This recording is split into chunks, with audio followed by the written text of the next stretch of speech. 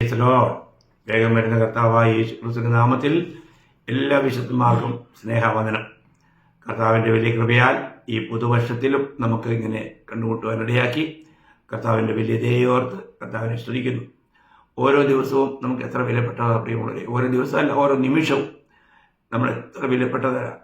അപ്പം നമ്മൾ കർത്താവിനോടുള്ള കൂട്ടായ്മയിലായിരിക്കുക, കർത്താവിനെ തന്നെ ആഗ്രഹിക്കുക, കർത്താവിന് വളരുക, കർത്താവിനെ നമ്മൾ വളരെ ആഗ്രഹത്തോടെ കർത്താവിനെ കണ്ടുമുട്ടുവാൻ അല്ലെങ്കിൽ കർത്താവിൻ്റെ വരവിനെ ആ വലിയ ആകാംക്ഷയോടെ കാത്തിരിക്കാം. അപ്പോൾ നമ്മൾ അവസാനം പറഞ്ഞു നിർത്തിയത് നിങ്ങൾക്ക് ഓർമ്മയുണ്ടാവും. നമ്മൾ ഒരുങ്ങിയിരിക്കാനായിട്ട് പറഞ്ഞിരിക്കുന്ന 7 കാര്യങ്ങളെക്കുറിച്ച് ഞാൻ ഓർപ്പിക്കാമെന്ന് പറഞ്ഞിരുന്നു. ഞാനതാ ഇന്ന് നിങ്ങളോട് വളരെ ചുരുക്കവാചകങ്ങളിൽ നിങ്ങളെ ഓർപ്പിക്കാനായിട്ട് ആഗ്രഹിക്കുന്നത്. നാം ഒരുങ്ങിയിരിക്കേണ്ട 7 കാര്യങ്ങൾ. ആദ്യത്തെ കാര്യം ഞാനിവിടെ പറഞ്ഞ ആ കാര്യം തന്നെ, റോമാലേഖനം 1:15. അങ്ങനെ റോമയിലുള്ള നിങ്ങളോടും സുവിശേഷം അറിയിപ്പാൻ എന്നാലാവോളം ഞാൻ ഒരുങ്ങിയിരിക്കുന്നു. എന്നാലാവോളം ഞാൻ ഒരുങ്ങിയിരിക്കുന്നു. സുവിശേഷം അറിയിക്കുക എന്നുള്ളത് ഓരോ ഭക്തൻ്റെയും വലിയ കടപ്പാടാണെന്ന് ഞാൻ നിങ്ങളോട് ആവർത്തിച്ച് പറയുന്ന ഒരു കാര്യമാണ്. ഞാൻ ഓർപ്പിക്കട്ടെ ദൈവമക്കളെ, നമ്മൾ ഒരു ദിവസം ഒരു വ്യക്തിയോടെങ്കിലും നമ്മൾ സുവിശേഷം പറയണം. അങ്ങനെയാണെങ്കിൽ ഒരു വർഷം നമുക്ക് എത്ര പേർ വചനം പറയാം? ചുരുങ്ങിയത് 365 പേരോട്. അങ്ങനെയാണെങ്കിൽ നിങ്ങൾ രക്ഷിക്കപ്പെട്ടിട്ട് ഒരു 10 വർഷമായെങ്കിൽ നിങ്ങളിപ്പോൾ എത്ര പേരോട് വചനം പറഞ്ഞിരിക്കണം? ചുരുങ്ങിയത് 3650 പേരോട് പറഞ്ഞോ? നമുക്കതിനെ പറയാൻ കഴിഞ്ഞോ?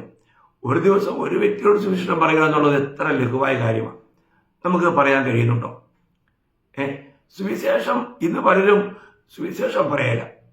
പിന്നെ കർത്താവായ യേശു ക്രിസ്തു നിങ്ങൾക്ക് സൗഖ്യം കിട്ടും, നിനക്ക് അനുഗ്രഹം കിട്ടും, ലോക കാര്യങ്ങളെക്കുറിച്ച് പറയാം. അത് മറ്റൊരു സുവിശേഷം, അതിലൂടെ ലഭിക്കുന്ന വേറൊരു ആത്മാവാണ്. അപ്പോൾ നമ്മൾ ഒരു കാര്യം മനസ്സിലാക്കേണ്ടത്, സത്യസുവിശേഷം എന്നുള്ളത് നിങ്ങൾക്ക് ഓർമ്മയുണ്ടാവും. പിന്നെ 2 കൊരിന്ത്യർ അതിൻ്റെ 2-ാം അധ്യായം 8-ാം വാക്യത്തിൽ പൗലോസ് പറയുന്ന കാര്യം നിങ്ങൾക്ക് ഓർമ്മയുണ്ടാവും. പിന്നെ ദാവീദിന്റെ സന്തതിയായി ജനിച്ച് മരിച്ചിട്ട് ഉയർത്തെഴുന്നേറ്റിരിക്കുന്ന യേശു ക്രിസ്തുവിനെ ഓർത്തുകൊള്ളുക, അതാകുന്നു എൻ്റെ സുവിശേഷം. അതാണ് സുവിശേഷം. അപ്പോൾ ദാവീദിന്റെ തലമുറയിൽ ജനിക്കുകയും ജീവിച്ച് മരിച്ച് ഉയർക്കുകയും സ്വർഗത്തിലേക്ക് ആരോഹണം ചെയ്യുകയും ചെയ്ത ആ കർത്താവായ യേശു ക്രിസ്തു ഈ ലോകത്തിൽ എന്തിനു വന്നു?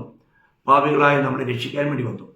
അപ്പോൾ രക്ഷകനായ കർത്താവിനെ അറിയിക്കുക, അതാ സുവിശേഷം.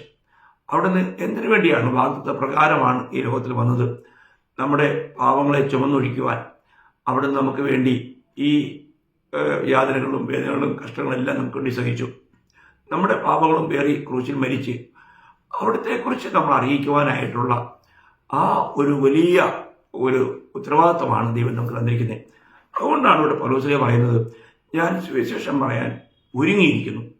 നമുക്ക് ആ ഒരുക്കമുണ്ടോ? ഇന്നത്തെ ദിവസവും നമ്മൾ എത്ര പേരെ കണ്ടുമുട്ടി കാണും? നമുക്ക് അവരോട് ഈ സുവിശേഷം പറയാൻ കഴിഞ്ഞോ? കഴിഞ്ഞില്ല എങ്കിൽ നമ്മളെക്കുറിച്ചുള്ള ദൈവിക പദ്ധതിയിൽ നിന്നും നമ്മൾ ഒളിച്ചോടുകയാണ്, നമ്മൾ വാസ്തവത്തിൽ വഞ്ചിക്കപ്പെടുകയാണ്.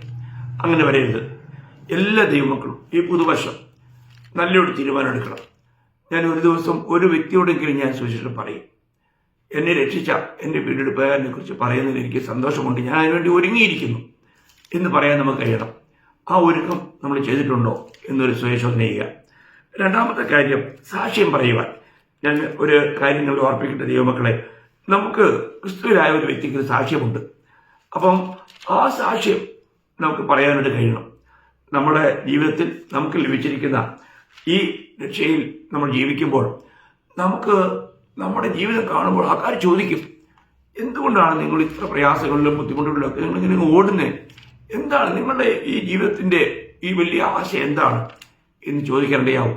അപ്പോൾ പത്രോസിലെ പറയുന്നത് 1 പത്രോസ് 1-ാം അധ്യായം അതിൻ്റെ 15-ാം വാക്യമാണ്. നിങ്ങളുടെ പ്രത്യാശയെ കുറിച്ച് ന്യായം ചോദിക്കുന്ന ഏവനോടും സൗമ്യതയും ഭയഭക്തിയും കൊണ്ട് പ്രതിവാദം പറയുവാൻ എപ്പോഴും ഒരുങ്ങിയിരിക്കും. എന്ന് പറഞ്ഞാൽ മറ്റുള്ളവരോട് നമുക്ക് ലഭിച്ചിരിക്കുന്ന ഈ ആശയെക്കുറിച്ച് പറയുവാനായിട്ട് ഒരുങ്ങിയിരിക്കണം. നമുക്ക് മറ്റുള്ളവരോട് പറയാൻ കഴിയണം, എൻ്റെ ജീവിതത്തിൽ കർത്താവ് എനിക്ക് വേണ്ടി എന്ത് ചെയ്തു. അതൊരു വലിയ കാര്യമല്ലേ പ്രിയമുള്ളവരെ? സങ്കീർത്തനത്തിലൊരു വാക്യം ചിലപ്പോൾ പെട്ടെന്ന് പല ദൈവമക്കളുടെയും ജീവിതത്തിലേക്ക് ഓടിയെത്തി വന്നു കാണും. 66-ാം സങ്കീർത്തനം അതിന്റെ 16-ാം വാക്യമാണ്. സകല ഭക്തന്മാരുമായുള്ളവരെ വന്നു കേൾപ്പിൻ, അവൻ എൻ്റെ പ്രാണന് വേണ്ടി ചെയ്തത് ഞാൻ വിവരിക്കാം. അവൻ എൻ്റെ പ്രാണന് വേണ്ടി, എൻ്റെ പ്രാണൻ നിത്യാഗ്നിയിലേക്ക് പോകാതിരിക്കുവാൻ, ഞാൻ നശിച്ചു പോകാതിരിക്കുവാൻ എൻ്റെ കർത്താവ് എനിക്ക് വേണ്ടി ചെയ്തത് ഞാൻ വർണ്ണിക്കാമെന്നോട് പറയുന്നത്. നമ്മൾ എവിടെയായിരുന്നു പ്രിയമുള്ളവരെ? നമ്മൾ യാതൊരു പ്രത്യാശയുമില്ലാത്തവരായി പാപം ചെയ്തുകൊണ്ട് പാപത്തെ പച്ചവെള്ളം പോലെ കുടിച്ച് ജീവിച്ചവരല്ലേ. എന്നാൽ ദൈവം നമ്മളെ രക്ഷിച്ചു കഴിഞ്ഞപ്പോൾ നമ്മളെ രക്ഷിച്ചതിനോടൊപ്പം നമുക്ക് ആശ തന്നു, ജീവനോട് പ്രത്യാശ. അതെന്താണ്? കർത്താവ് വന്ന് നമ്മളെ ചേർത്തുകൊള്ളും. താൻ നമ്മളെ ചേർക്കാനായിട്ട് വരും. എന്തൊരു വലിയ പ്രത്യാശയാണ്! ഇത് രക്ഷിക്കപ്പെട്ട എല്ലാ ദൈവമക്കളെയും ഭരിക്കണം. അതുകൊണ്ട് തന്നെ നമുക്ക് മറ്റുള്ളവരുടെ ധൈര്യമായിട്ട് പറയാൻ കഴിയണം. നമ്മുടെ ഈ സാക്ഷ്യം മറ്റനേക സാക്ഷികളെ എഴുന്നേൽപ്പിക്കേണ്ടതായി തീരും. അത് വലിയൊരു കാര്യമാണ്. ഇപ്പം ഞാനായിരിക്കുന്ന ഈ നാസിക്കിൽ തന്നെ ഞങ്ങളുടെ സാക്ഷി മുഖാന്തരം എത്രയോ പേർ വിശ്വാസത്തിൽ വരാനായിട്ട് ഇടയായിത്തീർന്നു. എൻ്റെ കൂടെ ജോലി ചെയ്തുകൊണ്ടിരിക്കുന്നവർക്ക് അവരുടെ മധ്യത്തിൽ ഞാനൊരു സാക്ഷ്യമുള്ള ജീവിതം നയിച്ചതുകൊണ്ട് എൻ്റെ കൂടെ ജോലി ചെയ്യുന്ന അനേകരും കർത്താവിനെ കണ്ടെത്താനും ഇന്ന് കർത്താവിൻ്റെ സാക്ഷികളാകുവാൻ, ഈവൻ കർത്താവിൻ്റെ വേലക്കാരായി തീരുവാൻ, കർത്താവിൻ്റെ വയലിൽ അധ്വാനിക്കുന്ന പലരും ആയി തീരുവാനായിട്ട് വളരെ ഇടയായി. അപ്പോൾ നമ്മൾ എന്തായിരിക്കണം? നമ്മൾ സാക്ഷ്യം പറയാൻ ഒരുങ്ങിയിരിക്കണം. നമ്മൾ സുവിശേഷം പറയാൻ ഒരുങ്ങിയിരിക്കണം. നമുക്ക് സാക്ഷ്യം പറയാൻ ഒരുങ്ങിയിരിക്കണം. പിന്നെ പൗലോസ് തിമോത്തിയോസിനോട് പ്രോത്സാഹിപ്പിക്കുന്ന ഒരു വലിയ അനുഗ്രഹീതമായൊരു കാര്യം 2 തിമോത്തി 4-ാം അധ്യായം 2-ാം വാക്യത്തിലുണ്ട്. വചനം പ്രസംഗിക്കുക, സമയത്തിലും അസമയത്തിലും ഒരുങ്ങി നിൽക്കുക എന്ന് പറഞ്ഞാൽ വചനം പറയാനുള്ള ഒരുക്കം. നമ്മൾ ദൈവത്തിന്റെ സത്യവചനം പറയുവാനായിട്ട് നമുക്ക് ഒരുക്കമുണ്ടായിരിക്കണം. പ്രിയമുള്ളവരെ, നമ്മൾ ഒരിക്കലും ഈ വചനത്തിൽ കൂട്ടിച്ചേർക്കരുത്. 2 കൊരിന്ത്യർ 2:17 പലർക്കും പറയുന്നുണ്ട്. അന്ന് തന്നെ, ആ കാലത്ത് തന്നെ അനേകരെ ദൈവവചനത്തിൽ കൂട്ടിച്ചേർക്കുമായിരുന്നു. ഞങ്ങൾ അവരെ പോലെ അല്ലെന്ന് ധൈര്യമായിട്ട് പറയാൻ കഴിയണം. നമ്മൾ അറിയിക്കുന്നത് സത്യവചനമാണ്. ഈ സത്യവചനം എന്ന് പറയുമ്പോൾ അത് ആ വചനത്തിന്റെ പ്രത്യേകത നിങ്ങൾക്കറിയാം. യോഹന്നാൻ 6:63 വായിക്കുന്നുണ്ട്, ഞാൻ നിങ്ങളോട് സംസാരിച്ച വചനം ആത്മാവും ജീവനുമാകുന്നു. അപ്പം ആത്മാവും ജീവനുമാകുന്ന വചനമാണ്. ഒരു വ്യക്തിയെ വീണ്ടും ജനനത്തിലേക്ക് നടത്തുന്നത് ഈ വചനമാണ്. നശിച്ചു പോകുന്ന ബീജം കൊണ്ടല്ല, നശിക്കാത്ത നിലനിൽക്കുന്ന ദൈവവചനത്താൽ തന്നെയാണ് നമ്മൾ വീണ്ടും ജനിച്ചതെന്ന് 1 പത്രോസ് 1:23 നമ്മൾ വായിക്കുന്നുണ്ട്. ഞാനൊരു കാര്യം ഓർപ്പിക്കട്ടെ, നമ്മൾ ഏത് സമയത്തും ദൈവത്തിന്റെ വചനം, സ്വർഗത്തിൽ സ്ഥിരമായിരിക്കുന്ന ദൈവത്തിന്റെ ഈ വചനം പറയുവാനായിട്ട് നമ്മൾ എപ്പോഴും ഒരുങ്ങി നിൽക്കണം. ആരെ ലഭിച്ചാലും അവരോട് നമ്മൾ ഈ വചനം പറയണം. എത്ര അനുഗ്രഹം! അതാ ദൈവം നമ്മളിന്ന് ആഗ്രഹിക്കുന്നത്. ഇനി ഈ വചനം നമ്മുടെ ഉള്ളിലുണ്ടോ? വായി തുറക്കുമ്പോൾ ദൈവത്തിന്റെ വചനമാണോ വരുന്നത്? അതോ മറ്റുള്ളവരെ കുറിച്ചുള്ള എന്തെങ്കിലും ഭീഷണിയൊക്കെ ആണോ? കുറ്റം പറച്ചിലൊക്കെ ഉണ്ടോ? ഇവിടെ ഈ പുതുവർഷത്തിൽ അതെല്ലാം വിട്ട് നമ്മൾ ദൈവഹിതത്തിനുള്ളിൽ നിൽക്കുന്ന, ക്രിസ്തുവിനെ നേടുന്ന, കർത്താവിനെ മഹത്വപ്പെടുത്തുന്ന, പ്രസാദിപ്പിക്കുന്ന ഒരു ജീവിതം നയിക്കാം. അപ്പോൾ അതുകൊണ്ട് നമുക്ക് വചനം പറയാനായിട്ട് ഒരുങ്ങിയിരിക്കാം. 4-ാമത്തെ കാര്യം നമ്മൾ സൽപ്രവർത്തികൾക്കായിട്ട് ഒരുങ്ങിയിരിക്കുക എന്നാണ് പൗലോസ് തീത്തോസിന് എഴുതുമ്പോൾ പറയുന്നത്. തീത്തോസിന്റെ ലേഖനം അതിന്റെ 3-ാം അധ്യായം അതിന്റെ 1-ാം വാക്യത്തിന്റെ അവസാനം സൽപ്രവർത്തികൾക്കും ഒരുങ്ങിയിരിക്കുക, സൽപ്രവർത്തികൾക്കും ഒരുങ്ങിയിരിപ്പാൻ. സൽപ്രവർത്തികൾക്കായിട്ട് നാം ഒരുങ്ങിയിരിക്കണം. നമ്മളെല്ലാവരും സൽപ്രവർത്തികൾക്കായിട്ട് സൃഷ്ടിക്കപ്പെട്ടവരാണെന്ന് എഫേസ്യർ 2:10 നമ്മൾ വായിക്കുന്നുണ്ട്. നിങ്ങൾക്ക് ഓർമ്മയുണ്ടാവും.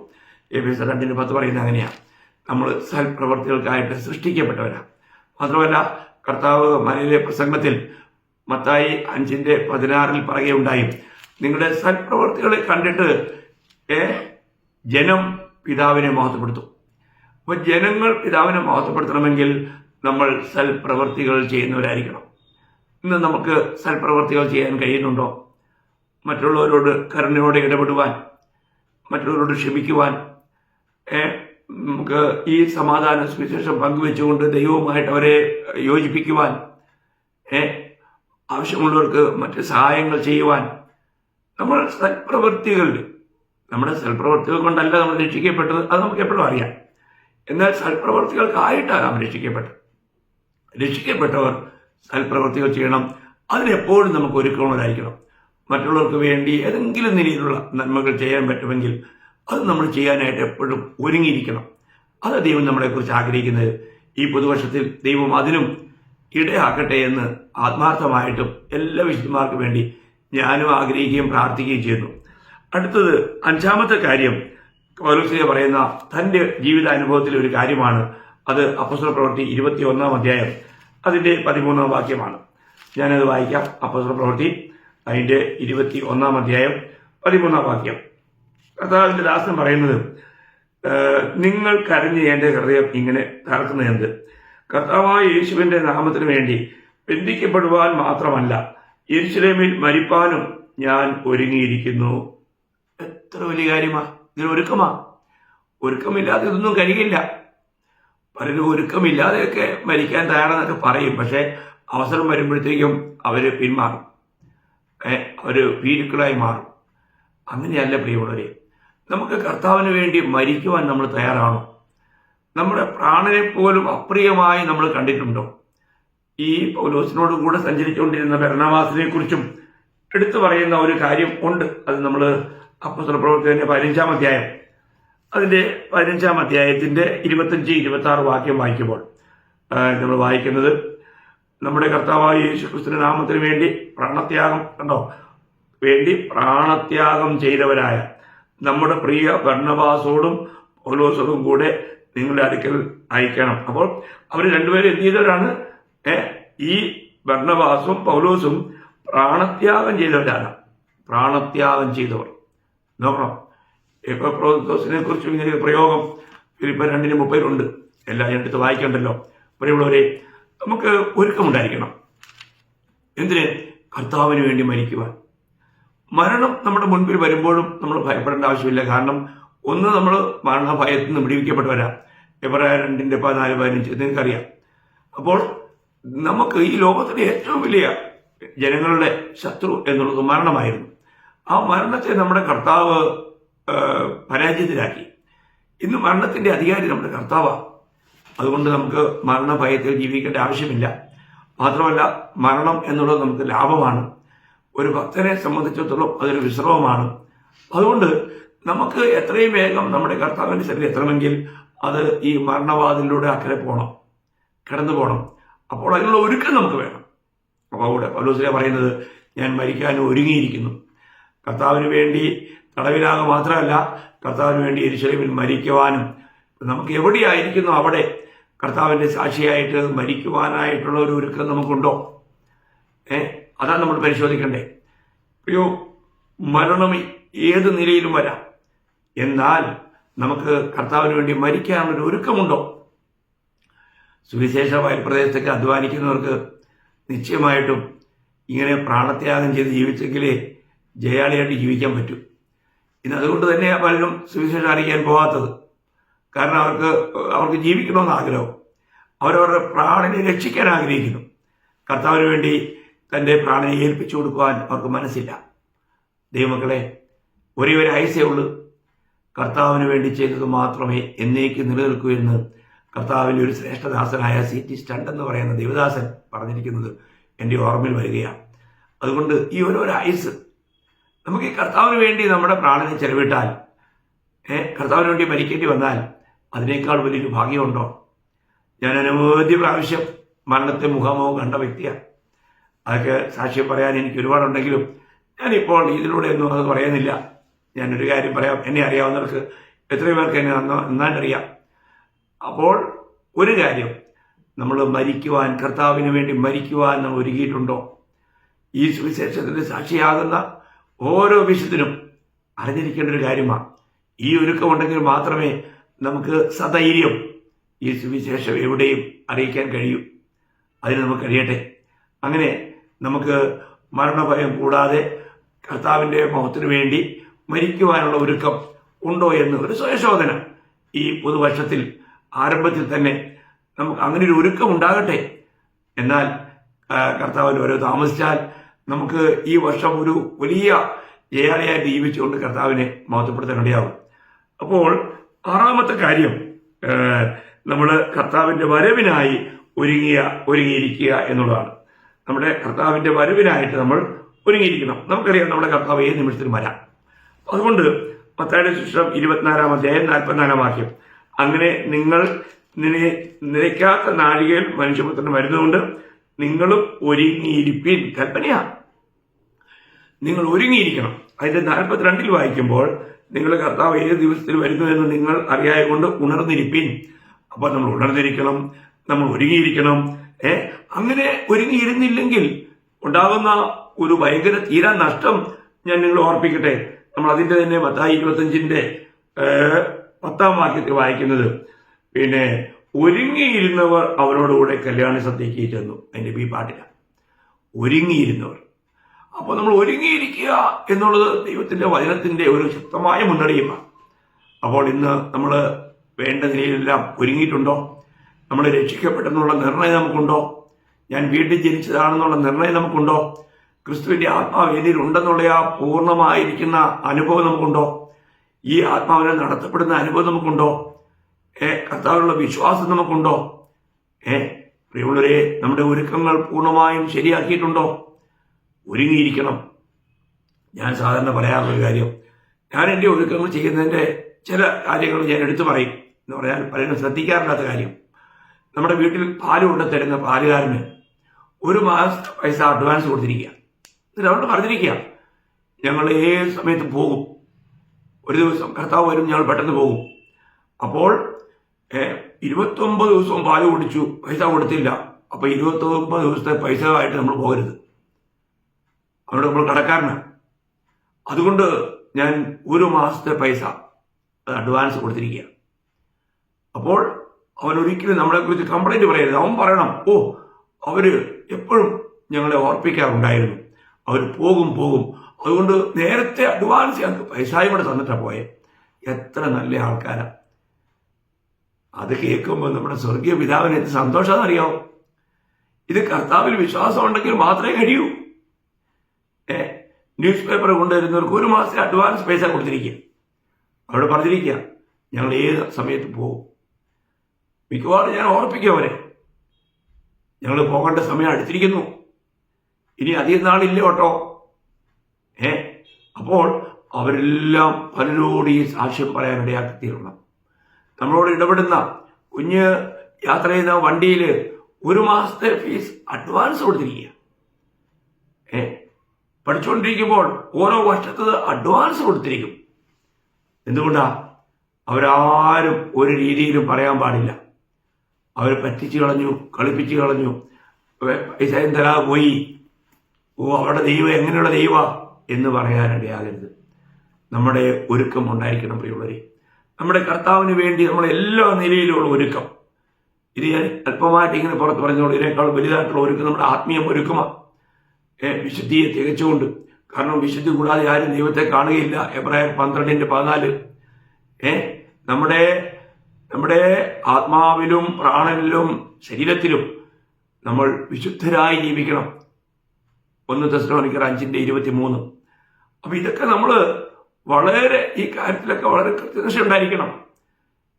നമുക്ക് നമ്മുടെ ഈ ഒരുക്കത്തോടൊപ്പം തന്നെ അകത്തെ ഒരുക്കത്തോടൊപ്പം പുറത്തുള്ളവരുമായിട്ടുള്ള ഒരുക്കവും നമുക്കുണ്ടായിരിക്കണമെന്നാണ് ഞാൻ പറഞ്ഞതിന്റെ സാരം.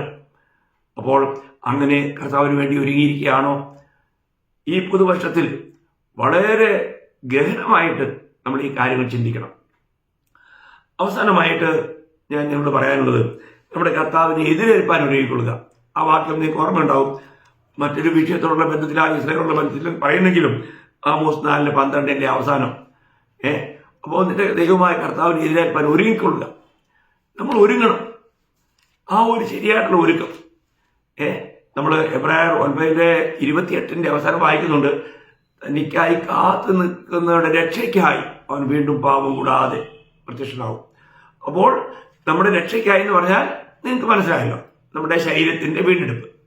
അപ്പോൾ നമ്മൾ ആത്മരക്ഷ പ്രാപിച്ചിരിക്കുന്ന നമ്മൾ ഓരോ ദിവസവും പ്രാണന്റെ രക്ഷയിൽ പ്രാപിച്ചുകൊണ്ട് നമ്മൾ ശരീരത്തിന്റെ വീണ്ടെടുപ്പ്, ആ രക്ഷ അന്ന് നടക്കും.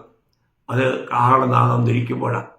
കർത്താവിന്റെ വരവ് 2 നിലയിലുള്ള വരവുണ്ടെന്ന് നമുക്കറിയാം. 1 രഹസ്യപരവും 2 പരസ്യപരവുമാണ്. 1 സഭയ്ക്ക് വേണ്ടിയുള്ള വരവും 2 സഭയുമായിട്ടുള്ള വരവുമാണ്. അതുകൊണ്ട് നമുക്ക് സഭയ്ക്ക് വേണ്ടിയുള്ള കർത്താവിന്റെ ഈ വരവിന് വേണ്ടി നമ്മൾ ഈ നിലയിലൊക്കെ ഒരുങ്ങി കാത്തിരിക്കണം എന്ന ദൈവം ആഗ്രഹിക്കുന്നത്. അപ്പോൾ ഞാൻ നിങ്ങളോട് പറഞ്ഞതൊക്കെ നിങ്ങൾ ഓർമ്മ വയ്ക്കണം. ഈ പുതുവത്സരത്തിൽ ഇങ്ങനെയൊരു ഒരുക്കത്തോടു കൂടി നമുക്ക് ജീവിക്കാം. ഏത് സമയത്ത് കർത്താവ് വന്നാലും നമുക്ക് കർത്താവിനോടെ ആയിരിക്കാൻ നമുക്ക് ഇടയാക്കണം. ഒന്നുകൂടെ ഞാൻ പോയിന്റ് നിങ്ങൾക്ക് ഓർമ്മയുണ്ടല്ലോ, ഓർക്കണമേ. നമുക്ക് എപ്പോഴും ആരെ കിട്ടിയാലും സുവിശേഷം പറയാനായിട്ടുള്ള ഒരുക്കം നമുക്കുണ്ടായിരിക്കണം. എന്നിട്ട് സാക്ഷ്യം പറയാനുള്ള നമ്മുടെ സാക്ഷ്യം ക്രിസ്തുവിലായ നമുക്ക് എന്ത് വലിയ സാക്ഷ്യമുണ്ട് പ്രിയമുള്ളവരെ. ആ സാക്ഷ്യം നമ്മൾ നഷ്ടപ്പെടുത്തരുത്. ആ സാക്ഷ്യം നമ്മൾ മറ്റുള്ളവർ പറയാതിരിക്കരുത്. ഞാൻ പണ്ട് ഇങ്ങനെയായിരുന്നു, ഇന്ന് ഞാൻ ക്രിസ്തുവിൽ ഇങ്ങനെ ആയിരിക്കുന്നു എന്നുള്ള ആ സാക്ഷ്യം പറയുന്നത് എത്ര സന്തോഷമാണ്. കേൾക്കുന്നവർക്ക് അത് എത്ര പ്രോത്സാഹനമാണ്. അത് അവരുടെ ജീവിതത്തിൽ ഈ ചിന്തകൾക്കിടയാക്കും. 3, വചനം പറയാൻ ഒരുങ്ങിയിരിക്കണം. ഏത് സമയത്തും സത്യവചനം, പത്യവചനം. കാരണം കേൾക്കുന്ന വ്യക്തികൾക്ക് അത് വീണ്ടും ജന്മ അനുഭവം ഉണ്ടാവാൻ ഇടയാക്കണം. അങ്ങനെ വചനം പറയാൻ ഇടയാക്കണം. 4, സൽപ്രവർത്തികൾക്കായി. നാം സൽപ്രവർത്തികളായിട്ട് സൃഷ്ടിക്കപ്പെട്ടവരാ. അതുകൊണ്ട് ഏത് സമയവും മറ്റുള്ളവർക്ക് വേണ്ടി എന്തും. ഞാൻ ഈ പാർക്കുന്ന ഞങ്ങളുടെ ബിൽഡിങ്ങിൽ ഇവിടെ വെള്ളത്തിന് ചില പ്രോബ്ലം ഉള്ളതുകൊണ്ട് അതിൻ്റെ മൊത്തം വെള്ളത്തിൻ്റെ കാര്യം നോക്കുന്നത് ഞാൻ. അപ്പോൾ ആൾക്കാരെല്ലാം പറയും, സഹോദരൻ ഉള്ളതുകൊണ്ട് ഞങ്ങൾക്ക് എല്ലാവർക്കും വെള്ളം കിട്ടുന്നു.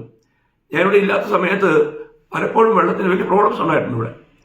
ഞാൻ പറയുന്നത് പറഞ്ഞാൽ ഒരു ഉദാഹരണം പറയുന്നേ ഉള്ളൂ. നമുക്ക് മറ്റുള്ളവർക്ക് വേണ്ടിയിട്ട് നമുക്ക് സൽപ്രവർത്തികൾ ചെയ്യുവാൻ നമുക്ക് കഴിയണം. നമ്മളാവോളും നമ്മൾ സൽപ്രവർത്തികളിലൂടെ അങ്ങനെ ചെയ്യുമ്പോൾ പിതാവിൻ്റെ നാമം മഹത്വപ്പെടുക. മത്തായി 5:16. നമ്മൾ സൽപ്രവർത്തികൾക്കായിട്ട് സൃഷ്ടിക്കപ്പെട്ടവരാ. എഫേസ്യർ 2:10. ഇതൊക്കെ നിങ്ങൾക്കറിയാം. ഞാൻ ഓർപ്പിക്കട്ടെ, ഇന്ന് നമ്മളുടെ ജീവിതം സൽപ്രവർത്തികളിലൂടെ, നമ്മൾ സൽപ്രവർത്തികളിലൂടെ രക്ഷിക്കപ്പെടാൻ വേണ്ടിയല്ല, രക്ഷിക്കപ്പെട്ടവർ സൽപ്രവർത്തികൾക്കായിട്ടാണ് രക്ഷിക്കപ്പെട്ടത്. അതാ ഓർപ്പിക്കേണ്ടത്. നമ്മൾ രക്ഷിക്കപ്പെട്ടെന്ന് പറയുകയും ഇന്നും നമ്മൾ സൽപ്രവർത്തികൾ ചെയ്യാതിരിക്കുകയും ചെയ്യുന്നെങ്കിൽ അത് വലിയ തെറ്റാണ്. അത് നമ്മുടെ അറിവുകളാണ്. അങ്ങനെയല്ല പ്രിയമുള്ളവരെ. നമ്മൾ സൽപ്രവർത്തി ചെയ്യുന്നതായിരിക്കണം. പിന്നെ മരിക്കാനുള്ള ഒരുക്കം. 5ാമത്തെ കാര്യം ഞാൻ പറഞ്ഞത് മരിക്കാനുള്ള ഒരുക്കം. നമ്മൾ കർത്താവിൻ്റെ സാക്ഷിയാകുന്നെങ്കിൽ ഈ ലോകം കർത്താവിന് കൊടുത്തത് ക്രൂശാണ്. പൊൻകിരീടം ധരിക്കേണ്ട തലയിൽ മുൾക്കിരീടം അണിയിച്ചു, ചെങ്കോല് പിടിക്കേണ്ട കയ്യിലേക്ക് മരക്കുരിശ് ഏൽപ്പിച്ചു. അങ്ങനെയാണെങ്കിൽ നമുക്ക് അതിനേക്കാൾ വലുതൊന്നും ലഭിക്കാൻ ഈ ലോകത്ത് നമുക്ക് ആഗ്രഹിക്കേണ്ട ആവശ്യമില്ല. അതുകൊണ്ട് നമുക്ക് എപ്പോഴും കർത്താവിന് വേണ്ടി മരിക്കാനുള്ള ഒരുക്കം നമുക്ക് എപ്പോഴും ഉണ്ടായിരിക്കണം. 6ാമത് ഞാൻ വായിച്ചത്, നമ്മുടെ കർത്താവ് നമുക്ക് വാഗ്ദത്തം ചെയ്തിട്ടുണ്ട്. ഞാൻ ഇരിക്കുന്നിടത്ത് നിങ്ങൾ ഇരിക്കേണ്ടത് ഞാൻ വന്ന് നിങ്ങളെ ചേർത്തുകൊള്ളും. അത് നമ്മുടെ കർത്താവ് തന്ന വാഗ്ദത്തം. നമ്മുടെ കർത്താവ് പോഷ്ക്ക് പറയില്ല. ആ കർത്താവ് തൻ്റെ വചനം നിവർത്തിക്കുവാൻ ഏത് സമയത്തും വരും. 7ാമത്തെ കാര്യം, നമ്മുടെ കർത്താവിനെ എതിരേൽപ്പാൻ, ആ കാഹളനാദത്തിന് വേണ്ടി ആ കർത്താവിനെ എതിരേറ്റ് കർത്താവിനോട് പോകുവാൻ നമ്മൾ ഒരുങ്ങിയിരിക്കണം. എത്ര നല്ല കാര്യങ്ങളാണ്. ഈ നിലയിലൊരു ഒരുക്കം നമുക്കുണ്ടോ? ഈ പുതുവർഷത്തിൽ പൂർണ്ണമായിട്ടൊരു ശോധന കഴിക്കാം. യഥാർത്ഥമായിട്ടുള്ള ഒരുക്കം ഇതിലുണ്ടോ? അങ്ങനെ ഒരുങ്ങി കാത്തിരിക്കാൻ കർത്താവ് നമ്മളെ സഹായിക്കട്ടെ. കർത്താവിൻ്റെ നാമത്തിൽ മഹത്വം ഉണ്ടാകട്ടെ. ആമേൻ.